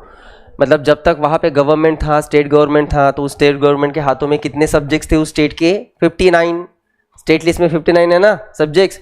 अब गवर्नमेंट ही नहीं है भाई, तो उस स्टेट के लिए लॉ कौन बनाएगा? तो आपको प्रेसिडेंशियल रूल लगा है, मतलब यहाँ पे स्टेट लिस्ट पे किसी भी सब्जेक्ट पे कोई भी लॉ बनाने का राइट अब सीधा सेंटर को है। ठीक है, अब सेंटर अपना लॉ बनाएगा। बस मुझे आप ये आंसर दीजिए कि सेंटर गवर्नमेंट ने बनाया हुआ इस स्टेट लिस्ट में से लॉ, उसका फ्यूचर क्या है? मैंने पढ़ा है इसलिए पूछ रहा हूँ, पूछा। उसके बाद एकदम रॉन्ग आंसर। और सोचो, पढ़ा है, पढ़े हो आप? ये जो यहाँ पे लॉज बन रहे हैं सेंट्रल गवर्नमेंट के तरफ से स्टेट गवर्नमेंट के सब्जेक्ट लिस्ट पे, ये लॉज कब तक जिंदा रहेंगे? सामने लाइफ टाइम तक रहेंगे। ओके, ये आप आर्टिकल 250 का बता रहे हो, हम पढ़ रहे हैं आर्टिकल 356। कैबिनेट डिसाइड करेंगे। हाँ, नेक्स्ट बजट नहीं, दोनों आंसर लगभग सही है। देखो क्या है, हमने पता है क्या पढ़े? अच्छा, ये अभी कहाँ देखोगे आप? हमने कहाँ पढ़े? अच्छा, ये बताओ पहले तो, कहाँ पढ़ोगे आप कि हमने ये कहाँ पढ़े थे? हमने ये पढ़ा था सेंटर स्टेट रिलेशंस में, जब हमने पास पॉइंट्स, फिर से कल ही की बात है, कल भी हमने इसके ऊपर रिवीजन लिया, 249, 250, 253 है ना, उसमें हमने पढ़ा था। इसमें पता है आपने क्या पढ़ा है?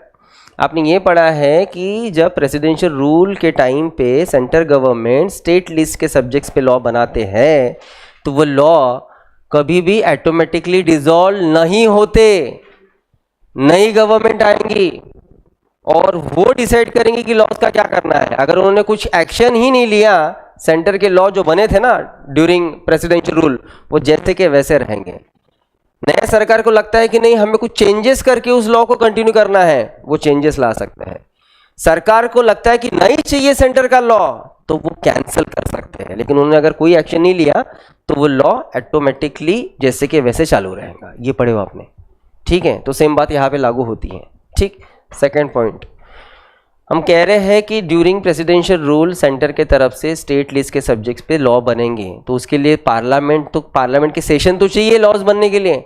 जब पार्लियामेंट के सेशन नहीं चल रहे हैं और तब अगर हमने स्टेट लिस्ट पे अगर कोई लॉ लाना है तो क्या, तो सीधा सीधा मामला है, प्रेसिडेंट आर्टिकल 123 का यूज करके ऑर्डिनेंस निकाल सकते हैं उस स्टेट के लिए।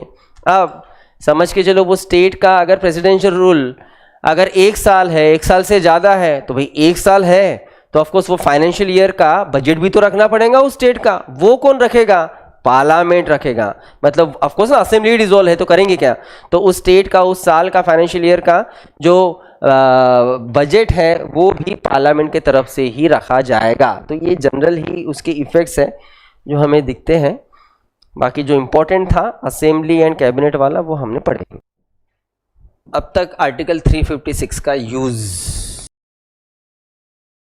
कॉन्स्टिट्यूएंट असेंबली में जब आर्टिकल 356 को लेके डिस्कशन चल रहा था तो ड्राफ्टिंग कमीशन के चेयरमैन डॉक्टर अंबेडकर, इन्होंने इस आर्टिकल को 356 को एक डेड लेटर बताया था कि भाई ये एक मृत पत्र है, एक ये ऐसा वेपन है जिस वेपन को हम लोग बार बार यूज करेंगे तो हमारा फेडरलिज्म डैमेज होगा।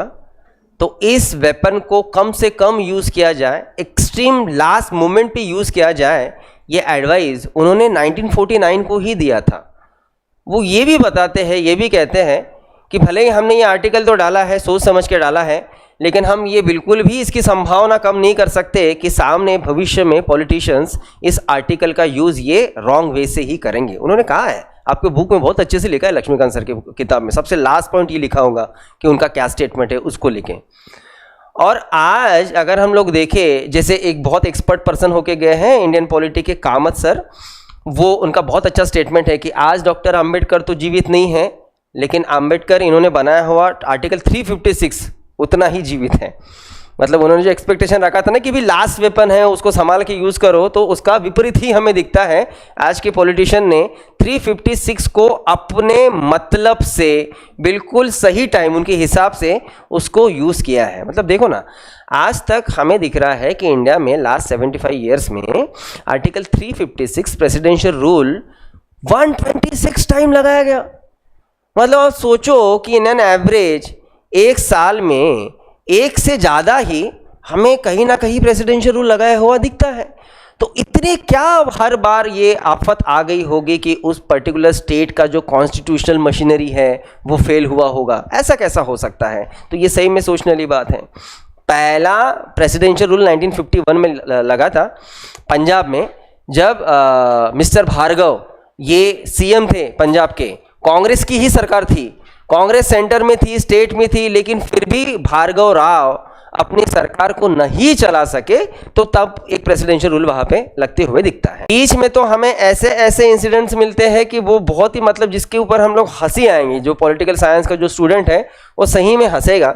तो जैसे अगर हम लोग बीच में 1978 की बात करें, क्योंकि आप सोचिए कि 1978 और 80 ये 2-2.5 साल के भीतर 18 स्टेट्स पे प्रेसिडेंशियल रूल लगा था। 18 स्टेट्स पे सिर्फ 2-2.5 सालों में। ऐसा क्या हो गया 18 स्टेट को कि भाई वहां पे प्रेसिडेंशियल रूल लग रहा है? तो मामला ये हुआ कि 1977 में इलेक्शंस होके जब मोरारजी देसाई इनकी सरकार आई, तो अगले ही साल 1978 में उन्होंने देश के 9 राज्यों में प्रेसिडेंशियल रूल लगाया। 9 स्टेट्स, और सबके सब ये 9 स्टेट्स कौन से थे? ऑफकोर्स ये वो स्टेट्स थे जहाँ पे कांग्रेस रूलिंग पार्टी थी स्टेट में। और यहाँ पे जब उन्होंने ये प्रेसिडेंशियल रूल लगाया तो देखा जाए तो ना आर्टिकल 356 के कंडीशंस लागू होते थे ना 365 के कंडीशंस लागू होते थे। पता है क्या रीजन रखा था? रीजन ये रखा था कि 1977 मतलब लास्ट ईयर के लोकसभा के इलेक्शन में लोगों ने कांग्रेस को नहीं चुना, लोगों ने हमें चुना है। तो इसका मतलब ये है कि भारत के लोगों का सपोर्ट कांग्रेस पार्टी को आज नहीं रहा, तो फिर इन स्टेट में कांग्रेस पार्टी कैसे रूल कर सकती है? डिसॉल्व कर दो। इसलिए हम लोग प्रेसिडेंशियल रूल लगा रहे हैं। कुछ सेंस ही नहीं उस मतलब उसको रीजन को, लेकिन फिर भी लगाया गया। 9 स्टेट्स डिसॉल्व किए गए, असेंबलीज डिसॉल्व हुए, कैबिनेट डिसॉल्व हुए। यहाँ पे फिर आपको जनता दल की सरकार आई, लेकिन अगले 2 ही साल में फिर से इंदिरा गांधी वापस आई और 1980 में आते से ही वो 9 स्टेट जिसके ऊपर मोरारजी देसाई इन्होंने प्रेसिडेंशियल रूल लगा के अपनी सरकार लाई थी, फिर से उन्हीं 9 स्टेट्स पे प्रेसिडेंशियल रूल लगे। तो आप सोचो कि कैसे खेला गया है आर्टिकल 356 को अपने हिसाब से, अपने तरीके से। और ये हर बार हमें दिखता है कि एकदम जैसे जिसको हम लोग कहेंगे कि हाँ भाई बहुत एक्सट्रीम जरूरत है आर्टिकल 356 की और तब लगाया गए, ऐसे कंडीशंस आपको रेयर दिखेंगे। आपको यही दिखेगा कि हर बार पॉलिटिकल फायदों से प्रेसिडेंशियल रूल लगाया गया है। इन सारी चीज़ों को रिस्ट्रिक्ट करने के लिए अगर यहाँ सुप्रीम कोर्ट ने तो हर बार बहुत अच्छा काम किया, उसमें कोई डाउट ही नहीं, लेकिन सुप्रीम कोर्ट में आया हुआ एक केस जो आज तक का सबसे पॉपुलर केस है प्रेसिडेंशियल रूल को लेके, जिसको हम लोग कहते हैं 1994 का बम्बई केस। सीएम थे बम्बई और जैसे सेंटर की तरफ से उनके स्टेट को डिसॉल्व कर दिया गया था, मतलब असेंबली को, और प्रेसिडेंशियल रूल लगाया था, उन्होंने किया था चैलेंज सुप्रीम कोर्ट में। और फिर उस बम्बई केस का जजमेंट देते हुए पहली बार सुप्रीम कोर्ट ने स्पेसिफिक गाइडलाइंस दिया कि आप किस कंडीशन में प्रेसिडेंशियल रूल लगा सकते हो और किस कंडीशन में नहीं लगा सकते। प्रॉपर 6-7 पॉइंट्स उन्होंने ये दे कि आप किस कंडीशन में लगाओगे, 6-7 पॉइंट उन्होंने ये दे कि आप किस कुछ भी हो जाए इस कंडीशन में आपने नहीं लगाना है। तो सेंटर गवर्नमेंट को गाइडलाइन देने का काम सुप्रीम कोर्ट ने किया। जैसे मैं कुछ बातें ऊपर बताऊं, सुप्रीम कोर्ट ने क्लियर कर दिया था कि भाई अगर किसी पार्टी को मेजोरिटी नहीं मिला और वहां पे अलायंस की भी सरकार नहीं बन सकती तो ही प्रेसिडेंशियल रूल लगाना है, या फिर चलते हुए सरकार ने, सीएम ने अगर रिजाइन दे दिया और असेंबली के बाकी पॉलिटिकल पार्टी सरकार नहीं बना सकते तो आपने प्रेसिडेंशियल रूल लगाना है। ऐसे इस तरीके से गाइडलाइन दिया था कि कब लगाना है कब नहीं लगाना है, वो भी दिया था। उन्होंने कहा कि चलो किसी को अगर मेजोरिटी नहीं है लेकिन एक पार्टी ने कोशिश की और उसकी सरकार नहीं बन पाई और आपने तुरंत प्रेसिडेंशियल रूल लगाओ, ये गलत है। अब बाकी पार्टीज को भी ऑप्शन दो कि वो भी कोशिश करें कि प्रेसिडेंशियल रूल मतलब अपनी सरकार बन सकती है क्या। तो आपने बस एक पार्टी को चांस देके नहीं छोड़ना है, आप बाकी पार्टीज को भी चांस दो, उसके बाद आप प्रेसिडेंशियल रूल लगा सकते हो। इसका बेस्ट एग्जांपल लेते 2019 महाराष्ट्र में, क्योंकि लास्ट टाइम देखो हमने लिखा है यहाँ पे कि लास्ट टाइम जो लगा है वो महाराष्ट्र में लगा है, 126th time Maharashtra, 125th time Jammu Kashmir 2016। Maharashtra में यही तो किया था प्रेसिडेंट ने। अभी जो हमने नंबर्स रखा था कि बीजेपी को 104 थे और किसी भी पार्टी को गवर्नमेंट बनाने के लिए चाहिए थे 145। शिवसेना और बीजेपी इनका अलायंस टूट गया, बीजेपी की सरकार नहीं बन सकती है जब क्लियर हुआ, दिल्ली से प्रेसिडेंशियल रूल लग गया, जबकि रीजन ही नहीं था। जबकि शिवसेना, आपके राष्ट्रवादी और कांग्रेस, ये तीनों पार्टी चाहती थी कि भाई हम सरकार बनाने के लिए रेडी, हमें चांस तो दो, लेकिन नहीं दिया गया, सीधा प्रेसिडेंशियल रूल लगाया गया। लेकिन उस टाइम पे भी फिर सुप्रीम कोर्ट को चैलेंज किया गया इस प्रेसिडेंशियल रूल को, और सुप्रीम कोर्ट ने फिर से सेंट्रल गवर्नमेंट के कान खींच के कहा भाई बम्बई केस थोड़ा देख तो लो, हमने क्या कहा इसके पहले। आप पहले इतने 20 दिनों के भीतर महाराष्ट्र असेंबली में फ्लोर टेस्ट लो, और फ्लोर टेस्ट में अगर फेल होता है असेंबली तो आपका प्रेसिडेंशियल रूल लागू रहेगा या फिर नहीं रहेगा। फ्लोर टेस्ट मतलब आप बाकी पार्टीज को भी चांस दो कि वो अपना अलायंस सिद्ध करके दिखाएं। फाइनली फिर फ्लोर टेस्ट हुआ, 3 पार्टीज का सरकार बना, प्रेसिडेंशियल रूल जो है वो हट गया। ठीक है, तो मुंबई केस ने अच्छा एक गाइडलाइन दिया है कि किस कंडीशन में लगाना है किस कंडीशन में नहीं। लेकिन आज तक देखा जाए तो 126 टाइम हमें प्रेसिडेंशियल रूल लागू होते हुए दिखता है। क्लियर? ठीक है, चलो फिर जाएंगे हम लास्ट, फाइनेंशियल इमरजेंसी। आपको आपका नेशनल इमरजेंसी पढ़ने में 2 सेशन लगे, प्रेसिडेंशियल रूल पढ़ने में 1 घंटा हार्डली, फाइनेंशियल इमरजेंसी पढ़ने में 5 मिनट, उससे ऊपर कुछ है नहीं फाइनेंशियल इमरजेंसी के लिए, कुछ नहीं। 360 में इसके प्रोविजन है। किस कंडीशन में लग सकता है वो कंडीशन एक्चुअली पहले मैं आपको सामने लाने की कोशिश करता हूं तो आप समझ जाओगे। ये किताबी स्टेटमेंट्स पढ़ के मतलब नहीं है, रियल है ना। जब तक आप एहसास नहीं लोगे तब तक वो मजा नहीं। 1990, 1991 और 1992 लगभग ये 2-3 साल थे। ये हमारे कंट्री के आज तक का सबसे बड़ा social, economical, financial, political disturbance वाला पीरियड था। बहुत कुछ हुआ इस टाइम पीरियड में। जैसे पॉलिटिकली अगर हम लोग देखें तो पॉलिटिकली क्या प्रॉब्लम्स दिखती हैं। 1989 को एक सरकार आई, 9th लोकसभा आई, लेकिन वो सरकार चल ही नहीं पाई। 2 साल कैसे मैसे वो चली, उसके बाद मर गई। अब मरी तो मरी कैसे? तो इन 2 सालों में 2 प्राइम मिनिस्टर होके गए हमारे देश में। 2 क्यों कहेंगे हम लोग, तो 3 कहेंगे। 89 को वीपी सिंह हुए, उसके बाद 1990 को चरण सिंह हुए, चंद्रशेखर, और 91 को पीवी नरसिम्हा राव। आप सोचो कि इतने कम टाइम पे 3 प्राइम मिनिस्टर हो गए। मतलब कितना डिस्टर्बेंस है पॉलिटिकली। फिक्स गवर्नमेंट अगर नहीं है तो वहां पे पॉलिटिकल क्राइसिस है, हम लोग बिल्कुल कह सकते हैं।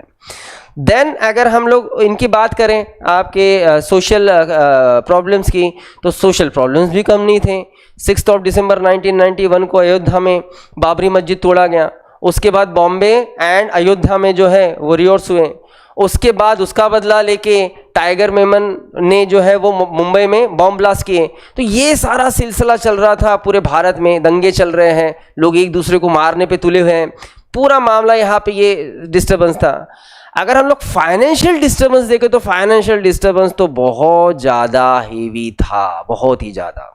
अब वो हेवी था तो क्यों था, मैं आपको थोड़ा सा समझा दूँ। 1956 को हमने सोशलिस्ट इकोनॉमी को एक्सेप्ट किया, एडप्ट किया। और उसके पहले कांग्रेस का एक सेशन हुआ था 1955 में, आवड़ी सेशन। उसके चेयरमैन थे ढेबर। तो उस आवड़ी सेशन में, आवड़ी एरिया का नाम है, उस सेशन में हमने हमारे कुछ प्रिंसिपल्स रखे थे। प्रिंसिपल्स क्या कि भाई हम जितना भी फॉरेन ट्रेड करना है वो हम हमारे आइडियोलॉजी के लोगों के साथ करेंगे, हम बाकी आइडियोलॉजी से नहीं करेंगे। और हमने आइडियोलॉजी का एक्सेप्ट की है सोशलिस्ट। और अब ये आइडियोलॉजी मतलब हम किससे डील करेंगे, तो यूएसएसआर से करेंगे। मतलब जो लिबरलिस्ट कंट्री, आपने इसके पहले पढ़ा होगा शायद आईएएस में, इंटरनेशनल सिक्योरिटी और इंटरनेशनल रिलेशन में थोड़ा बहुत समझा होगा ना ये। तो जो वेस्टर्न कंट्रीज हैं, जो लिबरल कंट्रीज है, यूएस है, इंग्लैंड है, इनसे हम लोग नहीं करेंगे। ये सीधा सीधा हमने कर दिया था। तो 1956 से लेके तो 1990 तक अगर हमारा फॉरेन ट्रेड देखें तो हम लोग 65% रशिया के ऊपर डिपेंड थे। 65 हम इनसे लेते ही नहीं थे क्योंकि आइडियोलॉजी मैच नहीं कर रहा है। अब 1991 में हो गई गड़बड़, 90s में गड़बड़ हो गई। गड़बड़ क्या हो गई, यूएसएसआर के टुकड़े हो गए, यूक्रेन और बाकी देश भाग गए यूएसएसआर को छोड़ के, वो लिबरलिस्ट हो गए, रशिया टूट के मर गया, 3rd world war, cold war finish हो गया। और उस हिसाब से हमारा सबसे बड़ा ट्रेड पार्टनर अगर मर गया, हम कहाँ जाए अब, सोचने वाली बात है ना। 65% हमारा चल रहा है। बहुत बार कॉमनली, आप अभी अच्छे से नहीं पढ़े हो सोशलिज्म और बाकी सारी चीज़ें, लेकिन एक बहुत सिंपल क्वेश्चन आता है कि हमने क्यों छोड़ा यार 1991 को सोशलिस्ट इकोनॉमी, हम क्यों लिबरलिस्ट हुए, क्यों हम फ्री पे गए, क्यों मिक्स पे गए। हमें तो गरीबों को देखना चाहिए। तो हम लोग इसलिए गए क्योंकि हम जिसे बड़ा भाई समझ के चल रहे थे वो बड़ा भाई खुद भगवान को प्यारा हो गया। हम किसके भरोसे जिए, सीधा सीधा मामला है। मतलब बहुत ज़्यादा बारिश आ रही थी और हम एक शेड के नीचे 8-10 लोग जो है वो कैसे मैसे जान बचा के छुप गए। लेकिन कुछ लोगों को डर है कि नहीं भैया बिजली गिर सकती है, पहला भाग गया। फिर भी हम बाकी 8 लोग थे, उसके बाद फिर 2 भागे, उसके बाद फिर 4 भागे। पता चला अब आप अकेले ही हो, रहोगे क्या अकेले, नहीं आप भी भागोगे। ऐसे हम भी भागे। 1991 को हमने सोशलिस्ट इकोनॉमी को ख़त्म कर दिया, हमने लिबरलिस्ट इकोनॉमी लाई। लेकिन तब तक हम इकोनॉमिकली पूरा का पूरा बैंकरप्ट हो चुके थे, बहुत बुरे हाल। हमें देश चलाने के लिए पैसा नहीं था, तो उसके लिए गए हम लोग बैंक ऑफ इंग्लैंड, हमने लोन लिया। बैंक ऑफ स्विट्जरलैंड हमने लोन लिया, 2 बैंक से लोन लिए। अब लोन लिया तो हमें उसके लिए मॉर्गेज रखना पड़ेगा। हमने क्या मॉर्गेज रखा, आरबीआई से गोल्ड मॉर्गेज रखा था हमने दोनों बैंक्स में। हाल हमारे ये कि हमें ईएमआई देना है, उसका वापस इंटरेस्ट, तो हमें तो इंटरेस्ट देने के लिए पैसा नहीं था। तो हमने दोनों बैंक से कहा कि भाई माफ़ कर दो, इंटरेस्ट नहीं दे सकते, एक काम करो, हमने जो मॉर्गेज रखा ना गोल्ड ले लो, नहीं दे सकते हम क्या करें। ये हाल थे हमारे। उस टाइम पे हमारा फॉरेन एक्सचेंज $0.6 बिलियन था। मतलब इतना कम कि हम इतने पैसे से सामने के 2 वीक बाहर के कंट्रीज से कुछ ऑयल और गेहूं खरीद सकते थे, इसके ऊपर कुछ नहीं कर सकते। उसके बाद भूखे मरने की नौबत थी हमारी। हमारा फॉरेन डेप्थ, हमारा फिस्कल डेफिशिएट, हमारा बैलेंस ऑफ पेमेंट, हमारा करंट अकाउंट डेफिशिएट, ये इतना बढ़ गया था कि हम एक बैक लिस्टेड कंट्री हो गए थे। इकोनॉमिकली, फाइनेंशियली हम पूरी तरीके से बर्बाद हो चुके थे। देश में पैसा नहीं था, हम लोन लेके जी रहे हैं, वो लोन वापस करने की भी हालत नहीं है। तो ऐसे कंडीशन में ये कहीं ना कहीं एक फाइनेंशियल थ्रेट हमारे सामने आया ना, और हमारे सामने आया तो हमारी फाइनेंशियल स्टेबिलिटी को मेंटेन करने के लिए अब हमें कुछ ना कुछ तो करना पड़ेगा, और उसके लिए कुछ ना कुछ करने के लिए हम उस टाइम पे जो स्टेप लेंगे वो रहेगा आर्टिकल 360 फाइनेंशियल इमरजेंसी। समझ में आई बात? ठीक है, अब सिचुएशन समझ में आई ना कि किस सिचुएशन में हम लोग फाइनेंशियल इमरजेंसी लगा सकते हैं। अब क्या कर सकते हैं ये भी एग्जांपल में समझ लेते बात। देखो, आप समझ के चलो एग्जाम्पल, बाहर के सब बच्चे हो, यहाँ नागपुर में पढ़ने आए हो, और घर वाले आपको मंथली मतलब चलाने के लिए, आपका 1 महीने का सारा ये चीज़ चलाने के लिए आपको समझ के लो 1 लाख मिल जाता है 1 महीने का खर्चा, ठीक है, चलाने के लिए। आपको मिलता है 1 तारीख को, पता चला चांदी को 20 लाख मिलते हैं, ठीक है, पता चला 20 तारीख तक ही आपका पूरा पैसा खत्म हो जाता है। एग्जाम्पल लेंगे, 1 लाख रुपए मिला, 30 तारीख तक चलाना था, 20 तारीख आ गई, 1 लाख में से अब बचे हैं बस 1000, मतलब 99 आपने उड़ा दिए। अब 1000 में आपको 10 दिन चलाना है, तो क्या करोगे आप सोचो, आप क्या करोगे? मतलब वो जो केटली वाला जो दुकान है जहाँ पता नहीं 20-30 रुपये कितने का चाय मिलता होगा, वहाँ जाके पियोगे कि वासु के पास जाके 5-6 रुपये का कटिंग मारोगे? कटिंग मारोगे ना कटिंग। आप संडे को पिज़्ज़ा हट जाके 300 का पिज़्ज़ा सूतोगे कि यहाँ सैम फूड में 30 रुपये का समोसा में निपटाओगे? करोगे ना। क्या करने वाले हो आप उस टाइम पे? Cost cutting. और वही इफेक्ट्स हमें दिखेंगे कि जब फाइनेंशियल इमरजेंसी इंडिया में होगा तो हम क्या करेंगे, हमारे खर्चे कम कर देंगे। इंडिया की बात, देश की बात, कैसे खर्च कम कर सकते हैं हम लोग? ये जितने सैलरी वाले मिल रहे हैं इनको, इतने सालों से ले रहे, कम कर दो, अलाउंसेस कम कर दो, बजट जितना रखा जा रहा है बजट को कम कर दो, इतने एक्सपेंडिचर्स करने की जरूरत नहीं है, क्योंकि हमें फाइनेंशियल स्टेबिलिटी लाना है। ठीक है, ये हम लोग करेंगे अगर फाइनेंशियल इमरजेंसी लागू होता है तो देखो ये क्या है, आर्टिकल 360 देखो, if resident is satisfied that a situation has arisen due to which the financial stability or credit of India or any part of its territory threatened, ऐसे सिचुएशन में आर्टिकल 360 का यूज किया जाएगा। अप्रूवल कैसे? बड़ा simple है, ये अब तक जो देखा वैसे ही, लेकिन थोड़ा सा बस चेंज करना है हमें। देखो अप्रूवल के लिए क्या डिक्लेयर कौन करेगा? प्रेसिडेंट के डिक्लेरेशन के बाद आपने अप्रूवल लेना है पार्लियामेंट से, पार्लियामेंट के बोथ हाउसेस से, लोकसभा राज्यसभा। कितने पीरियड के अंदर? सेम 2 मंथ्स, मतलब इसको भी 2 महीने लगते हैं, प्रेसिडेंशियल रूल को भी 2 महीने थे, नेशनल इमरजेंसी को 1 महीना। यहां पे जो अप्रूवल मिलेगा कौन से मेजोरिटी से? सिंपल, टेंशन नहीं लेना है, इसको भी सिंपल, प्रेसिडेंशियल रूल को भी सिंपल, नेशनल इमरजेंसी को स्पेशल। अब यहां लेकिन एक बार अप्रूवल मिला तो ये फाइनेंशियल इमरजेंसी इनडेफिनेट टाइम के लिए लागू है, इसका कोई फिक्स पीरियड नहीं, इसको बाद में अप्रूवल की जरूरत नहीं, इसको एक्सटेंड करने की जरूरत नहीं, ये प्रेसिडेंट चाहेंगे तब तक लागू रहेगा, सीधा सीधा मामला। ठीक है, तो approval and duration 2 months of the date of issue in a simple majority, there is no maximum period prescribed for its operations. Clear? Effects में क्या है? Giving of direction to any state कि भाई reduction of salaries and allowances, यही तो कर सकते हैं, जैसे हमने तभी कहा कि क्या इफेक्ट हो सकते हैं। इसके इफेक्ट्स और बाकी चीज़ें आपको इतना कुछ नहीं मिलने वाला है। वो क्यों नहीं मिलने वाला है? उसके पीछे का रीज़न ये है कि आज तक हमारे कंट्री में एक भी बार फाइनेंशियल इमरजेंसी नहीं लगा। वो सिचुएशन हमने जो रखा 1990 का, वो आया तो था लेकिन हमने लगाया नहीं, तो आज तक नहीं लगाए। तो और क्या इफेक्ट्स हो सकते हैं ये हमें पता नहीं। अगर लगाया रहते तो हो सकता कि और कुछ अमेंडमेंट करने के चांसेस आते, तो इसके और प्रोविजंस बढ़ जाते हैं, लेकिन आज इसके कोई एक्स्ट्रा प्रोविजंस नहीं है। बस ये इतना ही टॉपिक है। क्लियर? ये इफेक्ट्स हुए या अप्रूवल और ड्यूरेशन, और ऊपर में सिचुएशन। यहाँ पे आपके इमरजेंसी फिनिश हुए।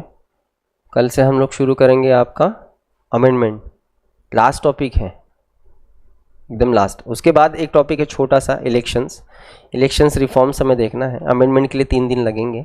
कल फ्राइडे है ना, सैटरडे को आपका करंट का वैसे भी सेशन नहीं रहेगा, सर मंडे को लेंगे, तो कल और परसों हम लोग अमेंडमेंट ही पढ़ेंगे। कल अमेंडमेंट का कोर पार्ट रहेगा कि अमेंडमेंट कैसे होते हैं, क्या होते हैं। उसके बाद क्या अमेंडमेंट्स हुए हैं वो हम लोग बाद में देखेंगे, ठीक है। ये होता है तो 2 मिनट में मैं आपको बस थोड़े ट्रिक्स बता दूं कि आप सारी चीज़ों को शॉर्ट्स में कैसे कर सकते हो, हर एक टॉपिक को शॉर्ट्स में कर सकते, बस हो जाए तो बताओ। अब ये इमरजेंसी का टॉपिक पढ़े, इसी को आप अच्छे से इसी तरीके से नेशनल इमरजेंसी हुआ, प्रेसिडेंशियल रूल, फाइनेंशियल इमरजेंसी, इसी को 1 बाय 1 आप एक चार्ट में ला सकते हो।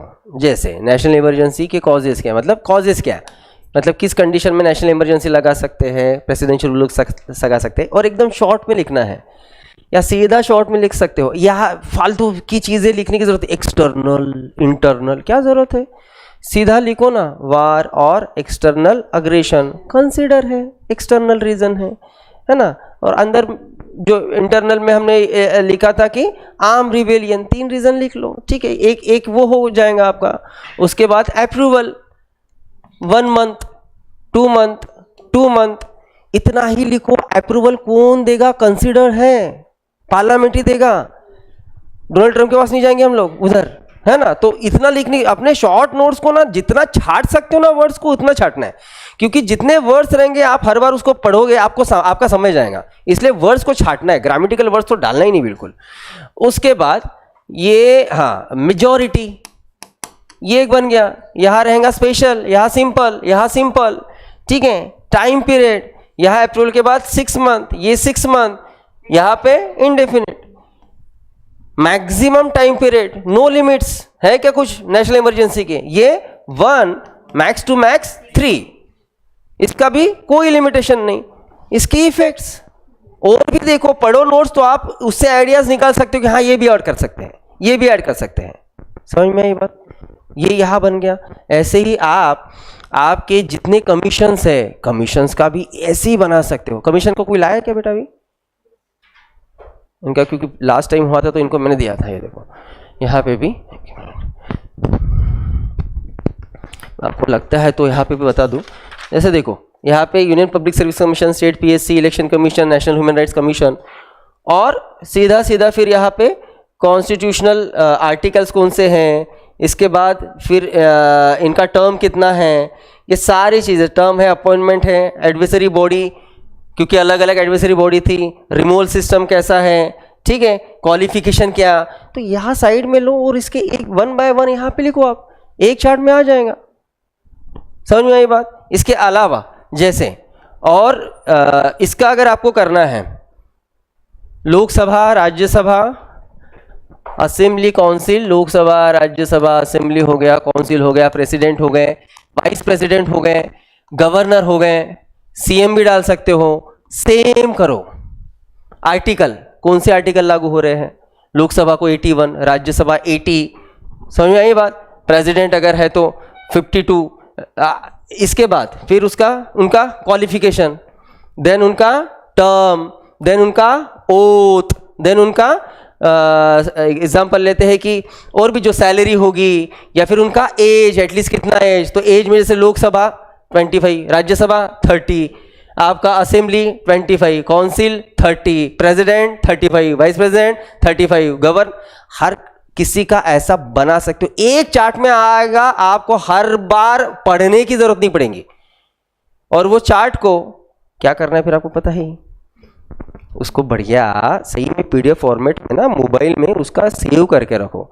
आप सोचो कितने बार ट्रैवलिंग में या फिर कहीं जाते हो, किसी का वेट कर रहे हो, भाई 5-10 मिनट भी आपको मिले, एक नज़र डाल दिया, आपका उतना रिवीजन हो जाएगा। हम बहाने करते यार समय नहीं मिल पाता हमको, आप करो तो मैं आपको और कई हज़ार आपको ऑप्शन दे सकता हूँ कि आप रिवीजन कैसे कर सकते हो। जो बाइक चलाते हो, दूर दूर से आते हो, आप आपके नोट्स को बढ़िया ऑडियो क्लिप बना के रखो, एक एक टॉपिक का।